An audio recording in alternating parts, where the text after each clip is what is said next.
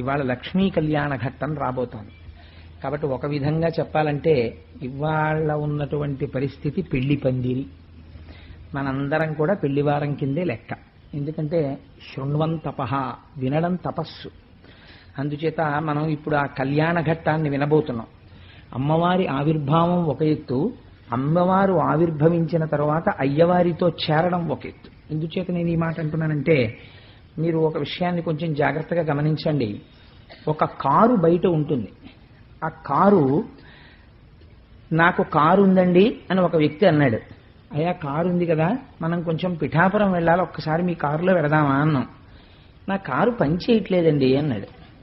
ఎందుకు పని చేయట్లేదు? కారు ఉంది కదా అంటే ఇంజన్లో ఏదో ఫాల్ట్ ఉందండి అన్నాడు. ఇంజన్లో ఫాల్ట్ ఉన్న తర్వాత ఆ కారు ఉన్నట్ట, ఆ క్షణంలో లేనట్ట అంటే ఆ ప్రయోజనములకు అది లేనట్టే లెక్క. ఎందుకని? శక్తి లేదు కారుకి. అందుకే మనం ఇప్పటికీ కూడా ఏదైనా పిలిస్తే హార్స్ పవర్ అని పిలుస్తాం. ఇన్ టర్మ్స్ ఆఫ్ పవర్ అంటాం. పవర్ అంటే శక్తి. అది కంటికి కనపడదు, అనుభవైక విద్యము ఉపయోగపడుతుంది. అందుకని శక్తి ఆవిర్భవిస్తే సరిపోదు. ఒక ఇంజిన్ ఒక్కటే పనిచేస్తోంది అనుకోండి, కారు లేదు, దానికి ఛాసిస్ లేదు, సీట్లు లేవు, ఏమీ లేవు, ఇంజిన్ వర్క్ చేస్తోంది. ఏ చక్రాలు నడుపుతుంది? అది ఎవరికి ఉపయోగపడుతుంది? కాబట్టి ఇంజిన్గా ఉపయోగమా? లేదు. ఇంజిన్ లేని కారు ఉపయోగమా? లేదు. కాబట్టి ఇంజిను కారు కలిసి ఉంటే మనకు ఉపయోగం. ప్రకృతి పురుషుడు కలిసి ఉంటే మనకి అనుభవైక వేద్యం. ప్రకృతిగా పురుషుడిగా ఉంటే అయోమయం. అందుకే కళాభ్యాం చూడాలంకృత శశి కళాభ్యాం నిజిత ఫలాభ్యాం భక్తేషు ప్రకటిత ఫలాభ్యాం భవతు మే శివాభ్యాం అష్టోక త్రిభువన శివాభ్యాం హృది పునర్భవాభ్యాం అని శంకర భగవత్పాదులు శివానందలహరి మొదటి శ్లోకం. అలాగే శివశక్త్యాయుక్తో యది భవతి శక్త ప్రభవితుం నచే దేవం దేవో నఖలు కుశల స్పందితుమపి. ఆవిడ లేనప్పుడు, ఆ శక్తి పక్కన లేనప్పుడు ఎవరికైనా సరే చైతన్యము, కదలిక ఉండదు. ఆ శక్తితో కూడిన వాడై అనుగ్రహిస్తాడు. ఇప్పుడు శ్రీమన్నారాయణుడు అనుగ్రహిస్తున్నాడు ఐశ్వర్యాన్ని ఇంద్రుడికి. ఎలా? పక్కన లక్ష్మి చేరి. ఆ ఈయగలిగినటువంటి శక్తి తనతో చేరాలి. చేరేంత వరకు ఆ కటాక్షము కుదరదు. అందుకే వెంకటాచలపతిగా కూడా ఒక గమ్మత్తుంది. ఆయన భూమండలం మీదకి వస్తూనే కటాక్షం చేయలేదు. ముందు ఆయన తపస్సు చేశాడు లక్ష్మీదేవి కోసం. వైకుంఠం నుంచి గదిలో వచ్చేసింది అమ్మవారు, భృగు మహర్షి తన్నాడని. వచ్చేసి కొల్హాపురంలో ఉండిపోయింది. అమ్మవారి గురించి తపస్సు చేసిన తరువాత పద్మావతీదేవి ఆవిర్భావం అయిన తర్వాత, పద్మావతీదేవిని పరిణయం చేసుకున్న తరువాత పద్మాసనస్థయౌ పద్మావతీదేవి నిజవక్షమందున నిలుపుకొనుచు నించున్నాడు. అందుచేత సశక్తియుతుడైనటువంటి పరమాత్మ మన అభీష్ట సిద్ధిని చేకూర్చగలడు. కాబట్టి ఇప్పుడు ఇవాళ జరిగేటటువంటి కళ్యాణ ఘట్టము, అందుకే వివాహము అన్న మాట ఈశ్వరుడికి వాడరు. ఇప్పుడు నేనున్నాను అనుకోండి, నాకు ఎప్పుడో పెళ్ళయింది, నాకు అంత కరెక్ట్ జ్ఞాపకం లేదు కానీ సంవత్సరం పెళ్ళయింది. అయితే నేను ప్రతిరోజు సరదాగా నేను కూడా కళ్యాణం చేసుకుంటానండి, ఎవరో ఒక్కళ్ళైనా వస్తుండండి కాస్త చూసేడుతుంటారు కానీ రోజు చేసుకున్నాను అనుకోండి, వీడు ధూర్తుడు అంటుంది ప్రపంచం. రోజు వీడికి కళ్యాణం ఏమిటండి? అలా కళ్యాణం మనుష్యులకి వాడరా మాట. కళ్యాణ మహోత్సవాహ్వాన శుభపత్రిక అని మనకి ఏరు. కోటేశ్వరరావు గారి కళ్యాణ మహోత్సవం అని వేసుకోను నా పెళ్ళైన రోజున. వివాహ మహోత్సవాహ్వాన శుభపత్రిక అని వేసుకుంటాం. అసలు అందులో ఒక రహస్యం ఉంది ఆ వివాహం అన్న మాటలో.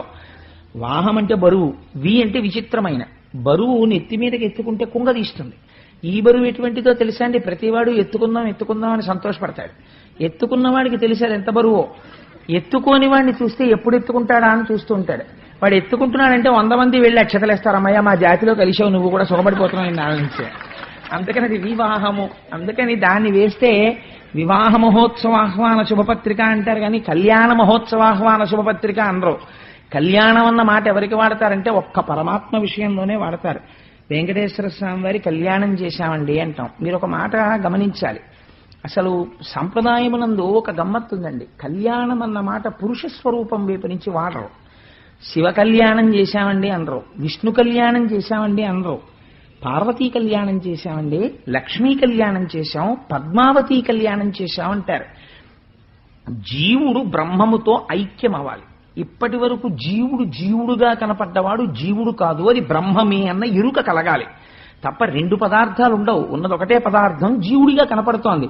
అది జీవుడు కాదు, అది పరమాత్మ అని తెలియాలి. అది తెలిసిందనుకోండి అంతే, జీవుడు బ్రహ్మము అని తెలియగానే బంధనము విడిపోతుంది. అంతే, విడిపోయి తాను ఇక్కడే ఇప్పుడే మోక్ష స్థితిని పొందుతాడు. అది కళ్యాణము.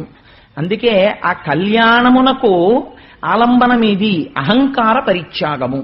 ముందు నా అంతవాణ్ణి నేనన్న భావన పోయి భక్తి ఏర్పడితే తప్ప ఈశ్వరతత్వం అంకురించదు.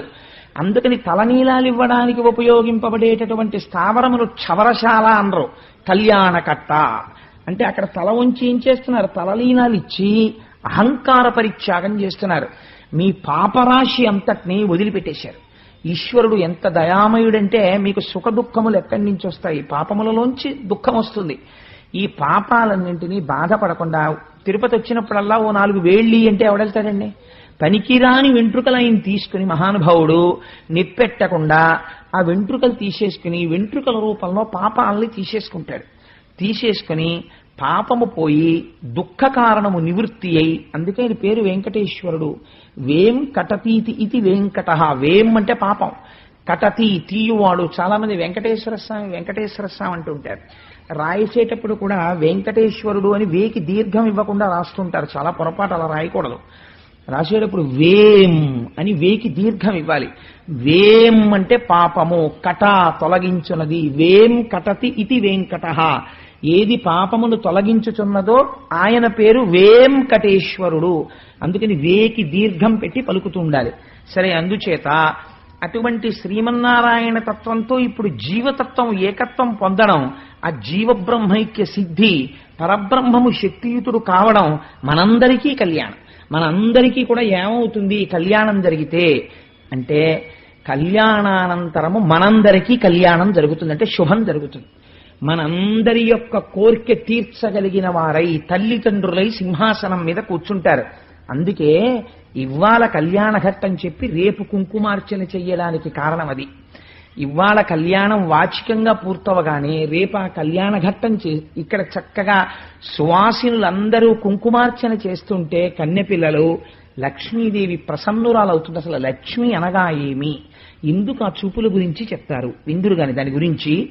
సరే, అందుచేత తొలకారు మెరుగుకై వడి తలతలమని మీను మెరయ ధగధగమనుచున్ కటముల నీనిడు చూపుల చెలువంబుల మొదలిటెంకి సిరి పుట్టే నృపా. నిన్నటి రోజున మీకు నేను విజ్ఞాపన చేసి ఉన్నాను. ఆ అమ్మవారు పుడుతూనే ముందు దేని గురించి వర్ణన చేశారు అంటే అమ్మవారి యొక్క చూపుల గురించి వర్ణన చేశారు. అందరికీ కూడా ఐశ్వర్యమును ఇయ్యగలిగినటువంటి తల్లి అటువంటి చూపులతో ఆవిర్భవించినది.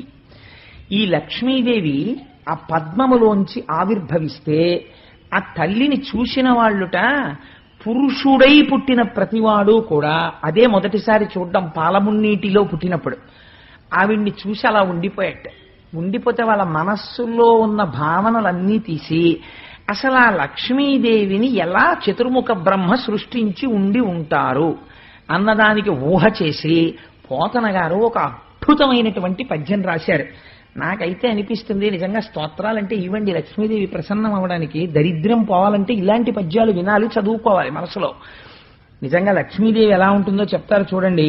పాలమున్నీటి లోపలి మీది మీగడ మిసిమి జిడ్డున చేసి మెనువడసి క్రొక్కారు మెరుగుల కొనల తళుక్కల మేనిచేయగల నిగ్గు మెరుగు చేసి నాడునాటికి ప్రోది నవకంపు దీవల ననుబోధ నెయ్యంపు నులుకొలిపి క్రొవ్వారు కెందమ్మి కొలకుల ప్రొద్దున బొలసిన వలపుల బ్రొదిపెట్టి పసిడి చంపకదామంబు బాగుకూర్చి వాలు క్రొందెల చెలువున వాడి తీర్చి జానతనమున చేతుల జడ్డు విడిచి నలువ ఈ కొమ్మనొగి చేసి నాడు నేడు.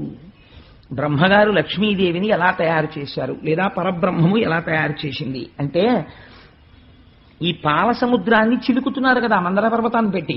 ఆ చిలుకుతున్నప్పుడు పాల సముద్రం మీద వెన్న ముద్దలు పైకి లేచి ముద్దలుగా పడిందిట.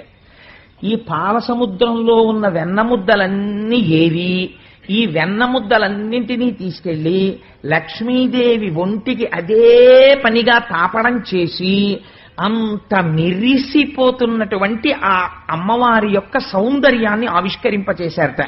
రెండవది, ఆకాశంలో వచ్చిన మెరుపులు చూశారట.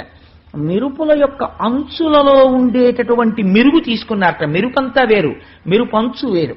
అంచు మెరుపు చాలా అందంగా ఉంటుంది. ఆ అంచుకుండేటటువంటి మెరుపు తీసుకున్నారట. అందుకే నీలతోజద మధ్యస్థ విద్యుల్లేకే భువాస్వర అని ఆ మెరుపు తీసుకుని ఆ మెరుపులన్నిటిలో ఉన్నటువంటి అంచుల యొక్క మెరుపుతనాన్ని తీసుకొచ్చి అమ్మవారి యొక్క శరీరంలోకి ప్రవేశపెట్టారట. అంత తళుక్కుని మెరిసిపోతుంటుంది ఆవిడ. ఇప్పుడు ఇంత తయారు చేసి పెట్టినా వెన్నంతా రాసి ఒళ్ళు జిడ్డు కారుతున్నట్టు ఉంటుందని మీరు అనుకుంటున్నారేమో. అలా ఉండదుట. ఎలదీవ గప్పిన ఎలవి పరాగంబు క్రియమేన మెది నీరిను ఒప్ప అంటాడు మహాభారతంలో తిక్కన గారు ద్రౌపదీదేవిని వర్ణిస్తూ. ఆవిడ కింద పడిపోతే ఓ యాలుక తీగ, లేత యాలుక తీగ మట్టిలో పడిపోతే మట్టి అంటుకున్న యాలుక తీగ ఎలా ఉందో అలా ఉందన్నాడు. అలా చాలా లాలిత్యముతో కూడినటువంటి సన్నజాజి తీగల వంటి పరమ పల్లవమైనటువంటి తీగలలో ఉన్న లాలిత్యమునంతటినీ తీసుకొచ్చి పిండి ఈవిడ శరీరంలోకి ప్రోధి చేశారట. అప్పుడు తెల్లవారుజామునే సూర్యకిరణాలు ఇలా ఉదయిస్తుండగా అరవిరిసినటువంటి ఎర్ర తామర పూల యొక్క సుగంధం, ఆ పెటల్స్ అంటేనే రేకులు, అవి ఇలా విచ్చుకోగానే ఆ పద్మములలో ఉండేటటువంటి సుగంధం బయటికి వస్తుంది. ఈ సుగంధాన్నంతటినీ పట్టి తెచ్చి అమ్మవారి ఒంటికి అలదారట. అంతే, ఆవిడ వస్తున్నప్పుడు పద్మ సుగంధం అలా వస్తుంది, ఆ పుప్పుడి సుగంధం. ఆ తరువాత బంగారు సంపంగి పూలతో తయారు చేయబడినటువంటి మాల.